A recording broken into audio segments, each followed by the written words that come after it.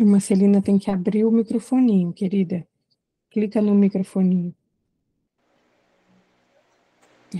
Não. Isso. Abriu, né? Foi, agora foi. Grandioso e maravilhoso Pai que estás nos céus e também aqui conosco através do seu Santo Espírito. Nós te agradecemos, Pai querido, porque nós tivemos um dia gostoso, lembrando do nascimento do Senhor Jesus. E que o Senhor nos ajude, Senhor, a levar essa mensagem ao mundo e cumprir a nossa missão. Amém. Aqui, este momento que nós estamos aqui, Senhor, estamos cumprindo a sua missão e possamos espalhar cada vez mais esse programa para que outras pessoas possam ser atingidas através do seu Santo Espírito. Amém. E agradecemos, Senhor, pela Daiane, porque ela é uma pessoa muito linda de Jesus, que passa para nós essas coisas maravilhosas. Deus deu a ela essa mensagem para que ela possa descobrir nós. Então, não deixe, Senhor, que isso venha a fraquejar, porque é maravilhoso estudar a Tua palavra. Amém, Senhor. Nos ajude, Pai querido, hoje que possamos compreender o que o Senhor tem de maravilhoso para nós. Amém. Abençoe nossos familiares, em nome de Jesus. Amém. Amém. Gente, eu até peço desculpa porque ontem era para eu ter compartilhado com vocês. Eu estou criando um arquivo para compartilhar o que nós vamos estudar cada dia, tá? É porque eu tô fora de casa, daí a rotina muda um pouco, né? Mas a ideia é eu compartilhar pelo menos uma vez, um dia antes, para que vocês estudem. Então, hoje, o estudo de hoje, nós vamos estudar sobre o nascimento de Jesus, com base em Mateus, capítulo 1, versículo 18 a 25, e com base em Lucas 2, versículo de 1 a 20. Então, se vocês quiserem fazer esses paralelos, porque a ideia é a gente ter o texto dos quatro evangelhos, né, quando ele relata esse trecho bíblico, para que a gente possa fazer a comparação, não no sentido no sentido complementar, sabe? O Mateus às vezes fala algumas informações que Lucas não falou, mas esse relato do nascimento de Jesus a gente encontra tanto em Mateus capítulo 1 quanto em Lucas capítulo 2. Porque Lucas é o único livro que relata aquela parte que o anjo falou com Maria, a que a gente estudou ontem. Por isso que ontem a gente só viu Lucas, tá?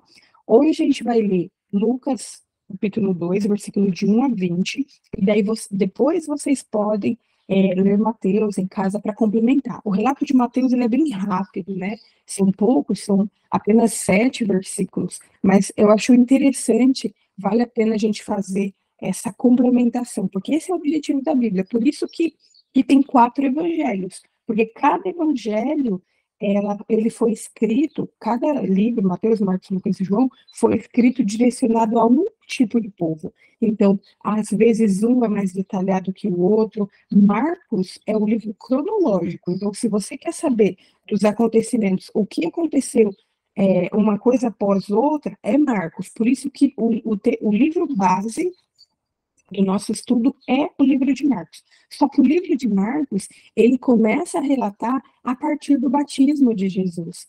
E é claro que, sim, tudo que vem depois é interessantíssimo, mas eu acho que vale a pena a gente se fixar também e a gente aproveitar esses relatos que os outros evangelhos trazem desde o anúncio da vida de Jesus. Por isso que a gente começou estudando com Lucas, tá? Então, ontem nós vimos que o anjo anunciou Jesus para Maria, que era algo inimaginável para ela, só que mesmo assim ela aceitou e ela falou: Senhor, que se cumpra em mim teu querer. A disposição de Maria é um exemplo para nós, assim, de como que nós temos que agir diante das coisas que Deus fala para a gente, como que a gente tem que agir diante das promessas, das palavras de Deus para a gente, né? E hoje a gente vai estudar o nascimento de Jesus. A gente sabe que o nascimento de Jesus não foi no dia 25.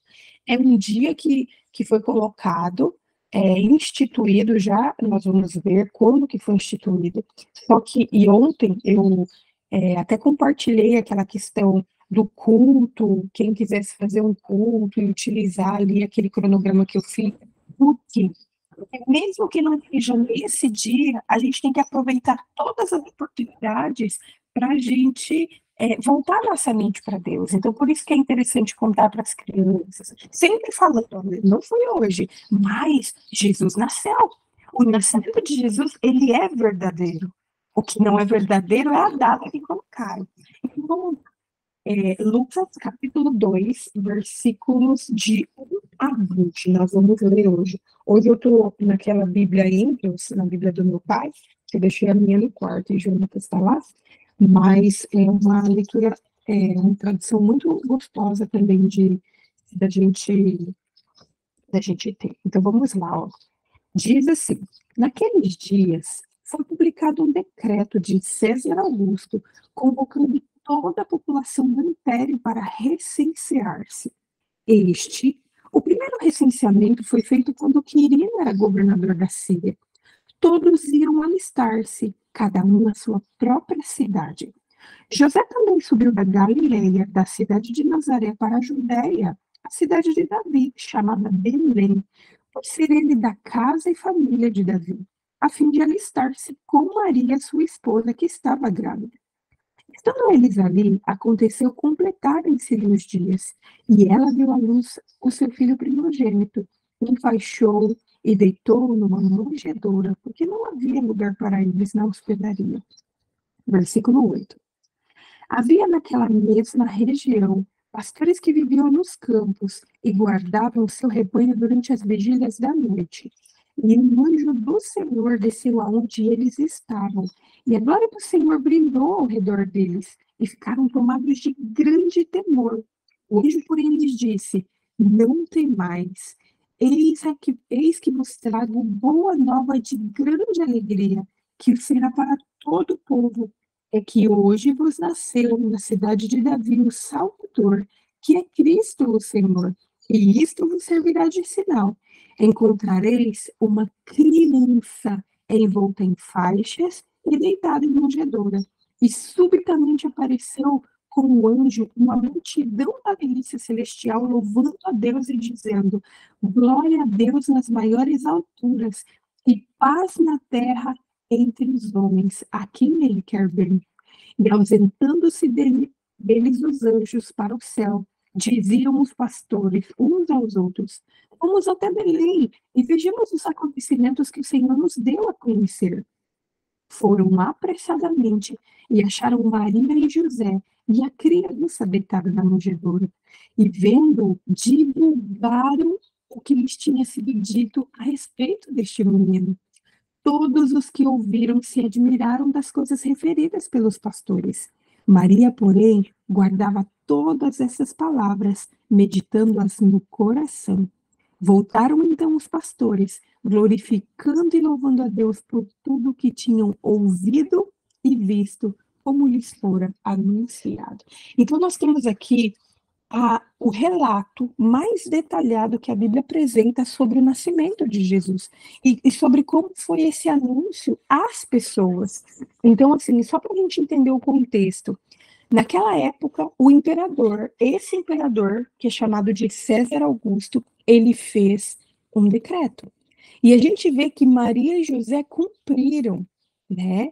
Eles eram da linhagem de Davi, então eles moravam em Nazaré, só que eles eram da linhagem de Davi, especificamente ali de Judá, né, da cidade de Belém. Mas a Bíblia não deixa claro se José e Maria estavam cientes da profecia, porque a Bíblia, quando a gente vai em Isaías, a gente vê que existia uma profecia dizendo que de Belém nasceria o Salvador, o Messias.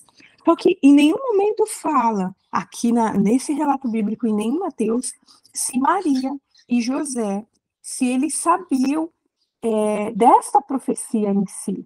Só que é interessante, assim, que estudando o que os estudiosos falam disso, naquela época, a mulher não era obrigada a recensear-se. Naquela época, a mulher, se ela pagasse o tributo, ela não precisaria estar pessoalmente. Só que nós vemos aqui que Maria foi, né? Ela foi, né? Pode ser que Maria, ela conhecia a profecia, não sabemos, não podemos fazer essa afirmação. Só que o que nós sabemos é que ela sabia que Jesus nasceria próximo, porque a mulher sabe quanto tempo ela fica para ganhar neném, e a gente sabe que ela decidiu acompanhar José.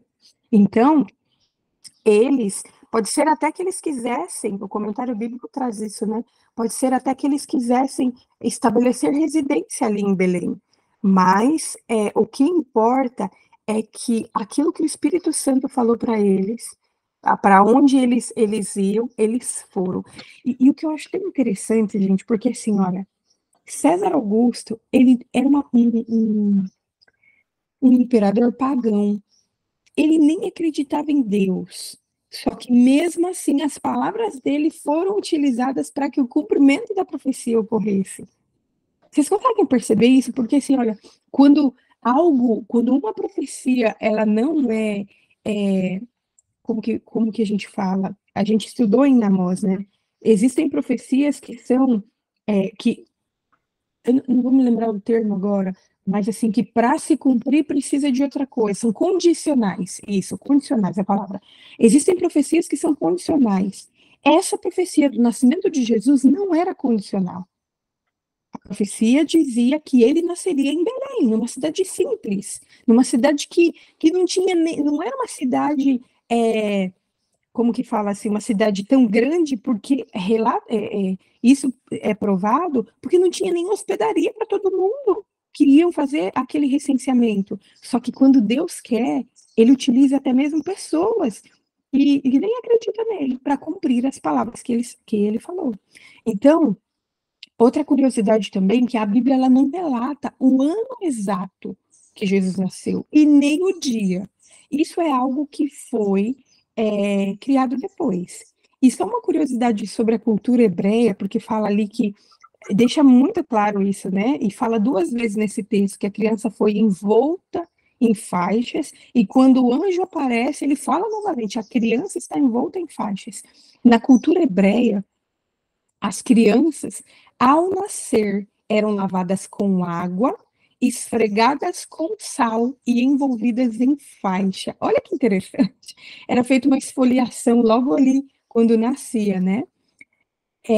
Essas faixas, elas eram tiras de tecido que enrolavam livremente o tronco e os membros do bebê.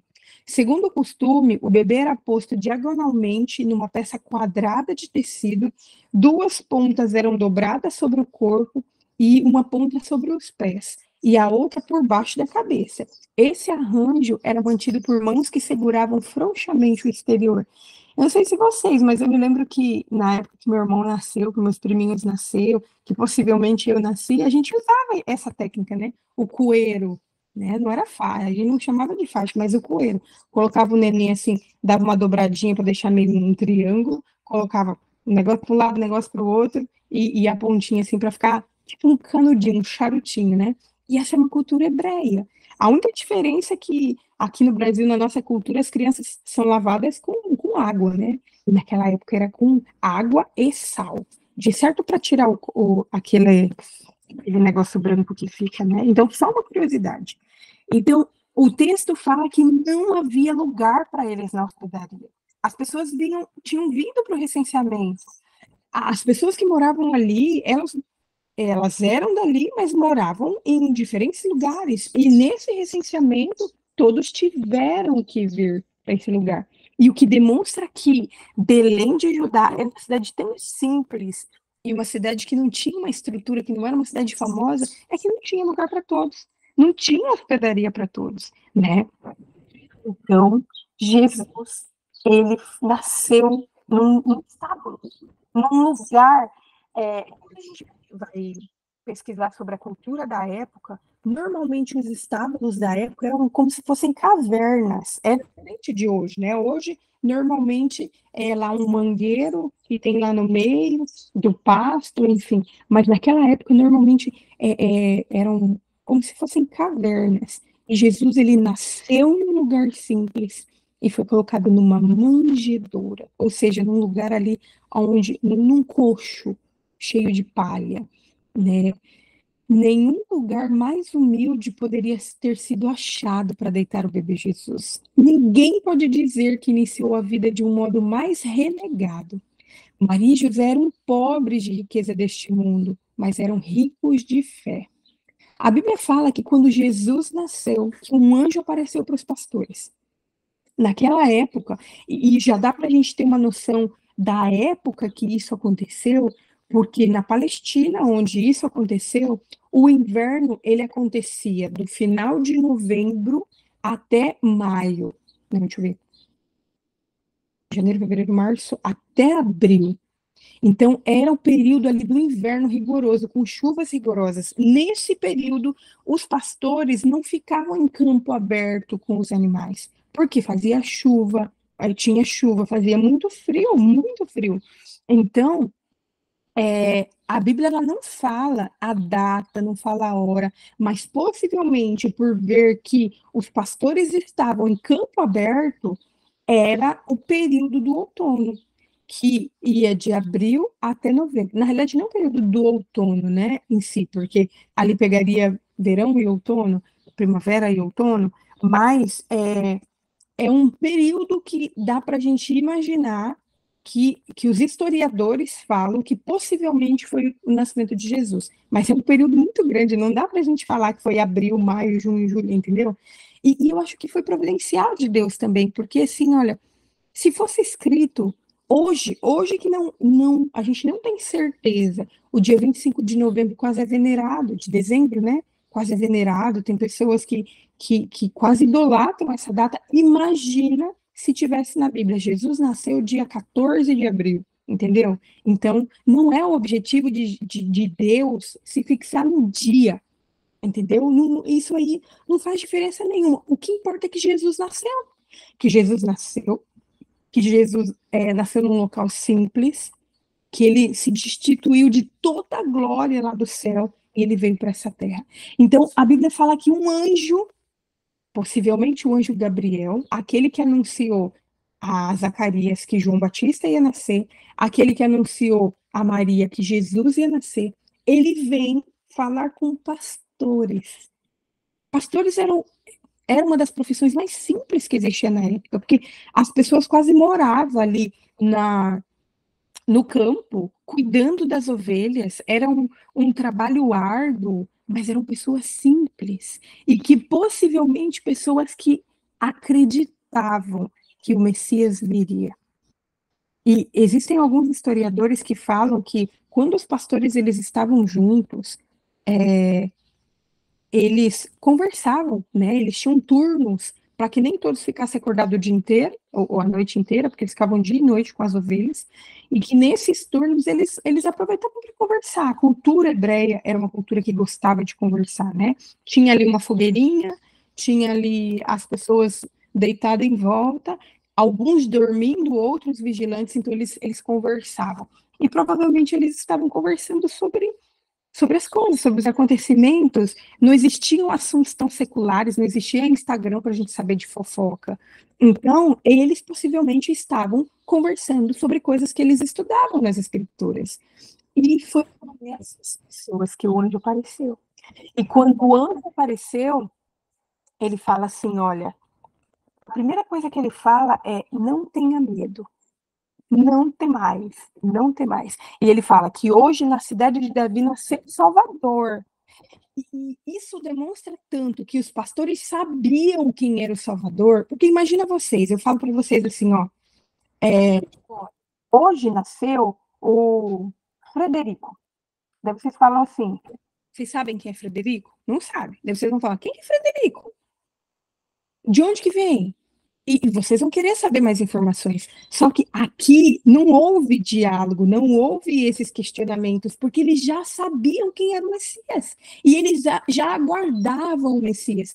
Então o anjo, ele se limitou a falar que Jesus tinha nascido, o Messias tinha nascido, e aonde ele tinha nascido, que era em Belém, local aonde a profecia falava, a profecia de Isaías falava que de Belém nasceria o Messias, e falava como iria encontrar esse Messias. Porque assim, olha, a nossa mente é uma mente muito fértil. Quando a gente está falando do Salvador, quando a gente está falando de alguém importante, pode ser que eles imaginavam que esse Messias estaria no melhor palácio do mundo. Estaria, nossa, estaria acontecendo uma festa, estaria acontecendo, porque era o Salvador que estava nascendo. Pode ser que as expectativas desses pastores fossem muito grandes em relação ao Messias, ao nascimento do Messias. Por isso que o anjo fala: nasceu, aonde nasceu e como que eles encontrariam Jesus. Olha, Jesus, o Messias, né? Até esse momento eles não sabiam do nome porque a profecia não falava o nome, falava Messias, que era um título de Jesus, que é um dos atributos de Jesus. Então, daí fala que encontraria ele como um bebê. Não era um adulto que havia sido descoberto como Messias, que havia sido chamado para ser o Messias. Não era alguém de riquezas, que estava em um palácio, que fazia parte dessa linhagem real da época. Era uma simples criança que estava em um estábulo, que estava deitado numa manjedoura e envolta em faixas. Essas foram as informações que o anjo deu. Nasceu, onde nasceu e como que encontraria. A irmã Celina quer falar? Não? Ah, tá. É porque tava piscando, eu achei que sim. Então vamos entender quando que esse 25 de dezembro surgiu. Olha, foi só no quarto século da era cristã que o dia 25 de dezembro passou a ser observado como o aniversário de Jesus. No quarto século, 400 e pouco depois de Cristo. Segundo o calendário juliano, esta era a data do solstício de inverno, quando o sol se volta em direção ao norte. Nas regiões pagãs, essa época era marcada pelas celebrações festivas, conhecidas entre os romanos como Saturnália, realizadas em honra a várias divindades solares. Na Igreja Ocidental, é que o nascimento de Cristo foi primeiramente associado ao feriado pagão. Então, assim, esse é o feriado pagão. Só que, como eu disse no início, nós aproveitamos que todo mundo fala sobre isso para apresentar a verdade. Porque se não fosse agora, em quais momentos a gente teria a oportunidade de falar sobre o nascimento de Jesus? Então a gente aproveita, mas é uma data pagã, uma data que eles criaram lá no passado, que não estava nada relacionado com o nascimento de Jesus, só foi relacionado depois, a fins comerciais, enfim. Então, só para a gente entender, né? Só que, como eu falei, nós podemos aproveitar essas oportunidades, não para adorar qualquer Deus ou esse dia, mas aproveitar isso para estudar as verdades. É isso que a gente está fazendo aqui. Então, assim, os pastores, eles estavam guardando as suas ovelhas e um anjo apareceu para eles. O anjo veio anunciar boas novas. E é tão interessante que quando a gente vai analisar no original o que quer dizer boas novas, do que sai boas novas, as palavras evangelista, evangelho, evangelismo, tudo tem a mesma raiz de boa nova. É por isso que nós somos chamados de evangélicos. E eu não sei se vocês sabiam, mas eu achei muito interessante isso. Eu não sabia que existia essa relação com boa nova. Então, os evangélicos, eles são chamados de evangélicos porque eles têm uma boa nova para anunciar, assim como o anjo fez para aqueles pastores. Então, o anjo fala quem nasceu, o anjo fala aonde o Messias estava, e o anjo fala como que encontraria ele, dando-lhes um sinal. O Messias não estaria vestido com a glória celeste, mas era apenas um bebê e estaria envolto em faixas. Mas mesmo assim, ele continuava sendo Cristo, o Senhor. Esse sinal foi dado para que os pastores pudessem ir ver com seus próprios olhos, e foi isso que eles foram fazer. Só que antes disso, quando o anjo Gabriel anuncia o nascimento de Jesus, que Jesus tinha nascido, a Bíblia fala que uma multidão de anjos celestiais, eles aparecem louvando a Deus. E a Bíblia fala o que eles cantavam. Fala assim, olha, glória a Deus nas maiores alturas e paz na terra entre os homens, a quem ele quer bem. E aqui é como se os anjos falassem assim, olha, o plano da salvação que foi instituído lá no início, quando Deus sacrificou ali o cordeiro para cobrir Adão e Eva da nudez que eles estavam, da justiça, né? A vestimenta representa a justiça. Esse plano da salvação ele tá sendo colocado em prática e os anjos louvam a Deus. E a gente pode fazer um contraste, porque olha que interessante. Fala assim, olha, glória a Deus nas alturas e paz na terra entre os homens. E olha a harmonia que há. Quando a gente, nesse cântico, glória pode ser harmonizado com paz. Deus é harmonizado com homens e altura é harmonizado com terra. Então, isso demonstra que esse plano da salvação, o objetivo do plano da salvação é reconciliar as alturas com a terra, reconciliar Deus com os homens e trazendo paz, trazendo glória a Deus, né? A paz pode ocorrer apenas quando a vontade de Deus é feita, apenas quando há essa relação. E não restou dúvida. Quando os pastores viram aqueles anjos louvando a Deus, depois do anjo Gabriel ter falado aquelas coisas, não restou dúvida na mente deles. E tem uma tradução da Bíblia que fala assim: olha, vamos depressa, vamos ver o Messias. Então, eles tinham pressa, eles queriam ver com seus próprios olhos aquilo que o anjo havia falado. Eles agiram imediatamente, eles creram. E daí a gente consegue fazer um contraste aqui, olha, porque quando o mesmo anjo apareceu para Zacarias, Zacarias ele hesitou em acreditar. E isso fez com que ele ficasse mudo durante toda a gestação de Isabel. Quando Deus aparece para Maria, quando o anjo aparece para Maria, a Maria fala assim, ela questiona como aconteceria, porque ela queria entender como que isso poderia acontecer, mas depois que ela entende, ela fala, olha, aqui está a sua serva, que se cumpra em mim o seu querer. Ela se coloca à disposição. E quando o anjo aparece para os pastores, eles acreditam imediatamente e eles saem imediatamente para ver com seus próprios olhos aquilo que o anjo tinha acabado de falar. Então, essa e no versículo 17, a gente vê que eles divulgaram, que eles falaram daquela boa nova. Quer ver? Deixa eu ler na íntegra aqui, fala assim, olha, e vendo, divulgaram o que lhes tinha sido dito a respeito desse menino. Os pastores, eles não conseguiam guardar só para si as boas novas. Eles falaram para quem eles encontravam. Enquanto eles estavam indo do lugar onde eles estavam para procurar o lugar onde o Messias estava, eles foram compartilhando, divulgando. Eu não sei se vocês já tinham parado para pensar nessa palavra, observar essa palavra, mas aqui deixa claro que os pastores não guardaram para si, eles divulgaram para todos que tiveram contato. E daí eu fiquei pensando assim, olha, por que o anjo não apareceu para os sacerdotes?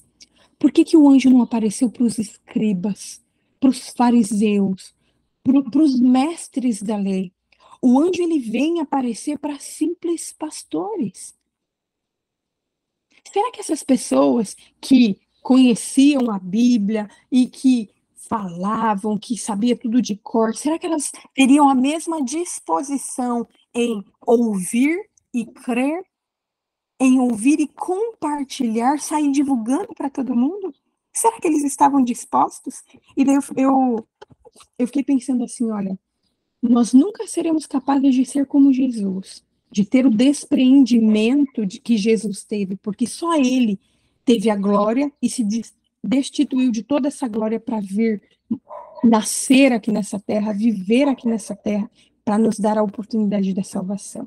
Nós somos convidados a seguir o exemplo dele no despreendimento, seguir o exemplo dele no amor ao nosso próximo, só que ser como os pastores também. Os pastores demonstraram que eles creram no nascimento de Jesus e que aquilo nasceu no coração deles de tal forma que eles divulgaram para todas as pessoas. E daí eu anotei aqui algo para a gente fechar o nosso estudo de hoje. Todos aqueles em cujo coração Cristo nascer hoje compartilharão, como os pastores, as boas novas com outras pessoas. Se Jesus ele nasce no nosso coração, se nós recebemos essa boa nova de salvação, a gente não pode guardar só para nós. Isso tem que ser divulgado, porque muitas pessoas precisam ter a oportunidade de conhecer o Messias. Se a oportunidade que nós temos hoje, nesse dia em que todos estão falando do nascimento de Jesus, que nós aproveitemos todas as oportunidades para apresentar o verdadeiro Natal, para apresentar o Messias, que se destituiu da glória celeste para vir nesse mundo por mim e por você. Que Deus nos ajude, que Deus nos abençoe, que Ele nos ajude a termos a ousadia, primeiro a fé, de crer nas coisas que nos são ditas, né? Primeiro a fé, assim como os pastores tiveram, e segundo a disposição de sair partilhando, divulgando que o Messias nasceu, e nós vamos ver no final do nosso estudo da vida de Jesus que o Messias morreu por mim e por você para nos reconciliar eternamente com Deus quando ele voltar nas nuvens celestiais. Vamos orar? Alguém quer falar alguma coisa? Eu, como sempre, eu fico prestando atenção na... Como é que eu posso explicar qual é o nome que eu dou? Do privilégio, né, que nós temos. É o Filho de Deus, Jesus, ele veio aqui, nasceu em forma humana, né, para poder dar tudo de melhor, para facilitar tudo para nós aqui, diante de uma situação que a nossa mente ela não é capaz muito de assimilar, né? Hoje em dia, eu tive uma fase na minha vida que eu queria, assim, entender tudo, né? Tudo eu queria. Colocar água no mar no buraquinho que a gente faz na praia. Interrogações, exclamações, vírgula, ponto e vírgula.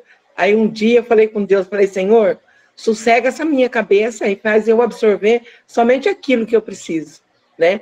E foi a coisa mais maravilhosa no meu coração, esse sentido de entender que Deus, Jesus, que é Deus também, ele deu a vida dele por mim, pela humanidade, né? Então é fantástico. É fantástico saber que ele teve uma vida aqui na Terra, no nosso meio, né? Vamos pôr assim, é muito interessante o valor que nós temos. O valor que nós temos. E eu sou muito feliz com isso. É isso mesmo. E vamos orar agora, agradecer a Jesus, porque ele... Deixa eu só desligar aqui.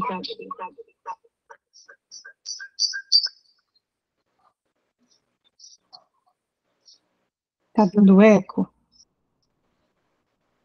Não, né? Vamos orar, então. Querido Deus, nós te louvamos, ó Pai, pela vida. Nós te agradecemos pelo teu amor, pelo teu cuidado.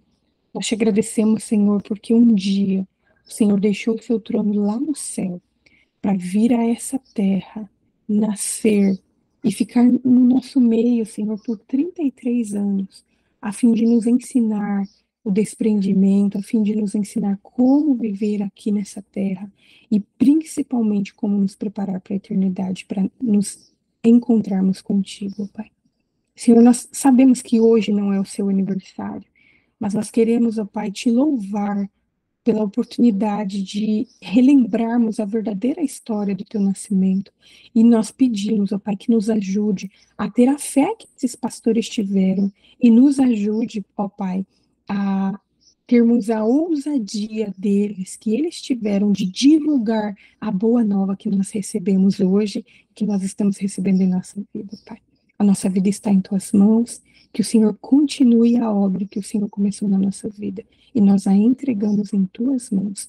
Abençoe todas aqui que estão participando, abençoe todos aqueles que vão assistir depois, que o desejo de estudar a tua palavra, que o desejo de te conhecer, ó Pai, de conhecer a tua revelação, ela arde em nosso coração, e que nós aproveitemos todas as oportunidades, Senhor, para te conhecer e para estudar a tua palavra, e para nos prepararmos, ó Pai, o reencontro contigo nas mansões celestiais.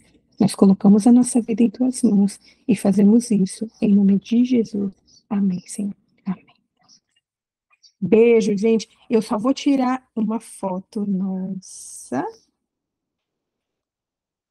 para postar lá no grupo para a gente incentivar. Eu sei que essa semana é difícil, a maioria está viajando, mas eu quero agradecer a Etna. A Etna é uma querida que Deus colocou na minha vida esse ano, e a Etna